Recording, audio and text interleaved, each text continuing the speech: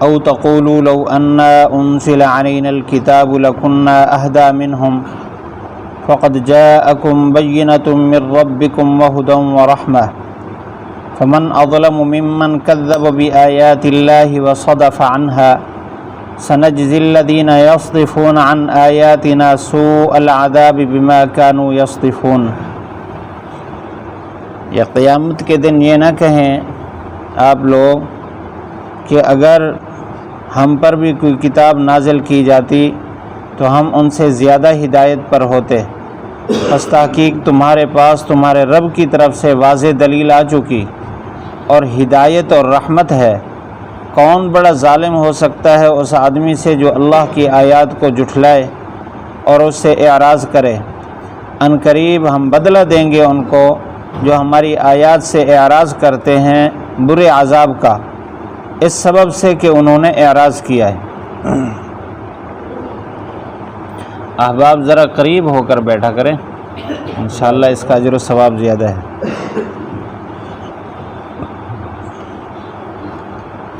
پچھلے درس میں قرآن مجید کے نزول کی دو وجہیں، دو مقاصد بیان فرمائے تھے۔ ایک مقصد یہ کہ اس امت کے لوگ قیامت کے دن اللہ تعالیٰ کے سامنے یہ حجت نہ پیش کریں کہ یہود پر تو تورات اتری تھی اور ان کے لیے رہنمائی آ گئی تھی، اور نصارہ پر انجیل اتری ہے اور ان کے لیے ہدایت کے اسباب تھے، ہمارے اوپر تو کوئی کتاب نہیں اتری تو ہم کیسے زندگی گزارتے؟ تو اللہ تعالیٰ نے فرمایا کہ ہم نے قرآن مجید اتار کر ان کے لیے حجت قائم کر دی۔ اور دوسری وجہ یہ بیان فرمائی کہ یہ لوگ کہتے کہ تورات کیونکہ عبرانی زبان میں ہے اور انجیل وہ سریانی زبان میں ہے، ہماری عرب زبان میں کوئی کتاب نہیں، اگر عرب زبان میں ہوتی تو ہم زیادہ ہدایت پر ہوتے۔ تو اللہ تعالیٰ نے عربی زبان میں قرآن مجید اتارا۔ ویسے عربی زبان تمام زبانوں کی سردار ہے اور فصاحت بلاغت میں سب سے آگے ہے، ایک ایک لفظ میں اس میں علوم کے سمندر سموئے ہوتے ہیں۔ تو اللہ تعالیٰ نے اپنے شایان شان اس کتاب میں فصاحت اور بلاغت بھر کر اس کو اتارا ہے، اور کیونکہ عرب لوگ فصحاء بلغاء ہیں اور انتہائی ذہین اور فہیم لوگ، اللہ تعالیٰ نے اس میں علوم کے خزانے بھر دیے ہیں۔ اب اس کے بعد ان دو وجوہات کو بیان کرنے کے بعد فرمایا اب تمہارے اوپر حجت قائم ہو گئی۔ فقد جاءکم بینۃ من ربکم، اب تمہارے رب کی طرف سے تمہارے پاس دلیل آ چکی ہے۔ وہدی ورحمہ، دو صفات بیان فرمائے قرآن مجید کی، ایک یہ کہ یہ ہدایت ہے اور دوسری بات یہ رحمت ہے۔ ہدایت کا مطلب ہوتا ہے رہنمائی۔ قرآن مجید ہر ایمان والے کی ہر موقع پر رہنمائی فرماتا ہے، کہیں تفصیل کے ساتھ، کہیں اجمال کے ساتھ، کہیں صراحت کے ساتھ، کہیں اشارے کے ساتھ رہنمائی ضرور ہے ہر ایمان والے کی۔ تو یہ ہدایت ہے۔ تو جو آدمی اس راستے پر چلے گا ورحمتن، اس کے لیے رحمت بھی ہے۔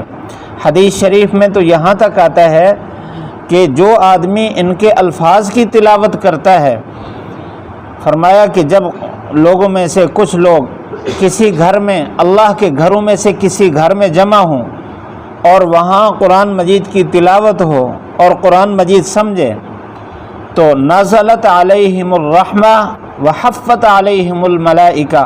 مشکوٰۃ شریف میں یہ روایت ہے کہ اللہ تعالیٰ کی رحمت ان پر برستی ہے اور رحمت کے فرشتے اس مجلس کو گھیر لیتے ہیں۔ یہ صرف الفاظ کے پڑھنے اور اس کے معنی کے پڑھنے پر اللہ تعالیٰ کی طرف سے رحمت ہے۔ جو آدمی اس کے مطابق عمل کرے جو اصل مقصد ہے، اس پر تو زیادہ رحمت اور زیادہ فرشتوں کا نزول ہوتا ہے۔ اس وجہ سے یہ خوب ہدایت بھی ہے اور رحمت بھی ہے۔ اتنا بڑا انعام ہے اللہ کی طرف سے، اور بغیر مانگے، بغیر کسی استحقاق کے اللہ تعالیٰ کی طرف سے اتنا بڑا انعام جو دیا گیا۔ اب اس کے بعد فرمایا کون بڑا ظالم ہو سکتا ہے اس آدمی سے جو اللہ تعالیٰ کی آیات کو جھٹلا دے۔ اللہ اتنا بڑا انعام فرما رہے ہیں اور وہ آگے سے اس کو جھٹلا دیتا ہے۔ جھٹلانا دو طرح ہے، ایک ہے عقیدے اور نظریے زبان سے، یہ تو کفر ہے اور اس سے بڑا کوئی ظالم نہیں ہے، اور دوسرے عمل کے اعتبار سے جھٹلانا، دو راستے آ گئے ہیں، ایک ہے اس کی خواہش کا اور دوسرا ہے اللہ تعالیٰ کی طرف سے جو ہدایت دی گئی وہ راستہ ہے۔ ایسی صورت میں اپنی خواہش والا راستہ اختیار کرے اور قرآن مجید کے اس راستے سے منہ موڑ لے تو یہ بھی بہت بڑا نقصان ہے۔ اس لیے فرمایا کہ کون بڑا ظالم ہو سکتا ہے اس آدمی سے جو اللہ کے آیات کو جھٹلائے، یہ عقائد نظریات کے اعتبار سے، وصدف عنہا، اور اس سے منہ پھیرے۔ یہ عمل کے اعتبار سے آ گیا تو یہ پہلا آدمی بھی اپنے اوپر ظلم کرنے والا ہے، دوسرا آدمی بھی اپنے اوپر ظلم کرنے والا ہے۔ فرمایا سنجزی الذین یصدفون عن آیاتنا، ہم بدلہ دیں گے ان لوگوں کو جو ہماری آیات سے اعراض کرتے ہیں، سوء العذاب، برے عذاب کے ساتھ۔ یہ جو ایمان والا ہے اگر یہ قرآن مجید کے احکام سے اعراض کرتا ہے جاننے کے باوجود کہ اللہ تعالیٰ کا یہ حکم ہے، اپنی خواہش کو پورا کرتا ہے، اس کو کیونکہ ایمان والے کے ساتھ اللہ تعالیٰ کی محبت ہے، اس لیے اس کو اللہ تعالیٰ دنیا میں متوجہ فرمانے کے لیے حالات بھیج دیتا ہے۔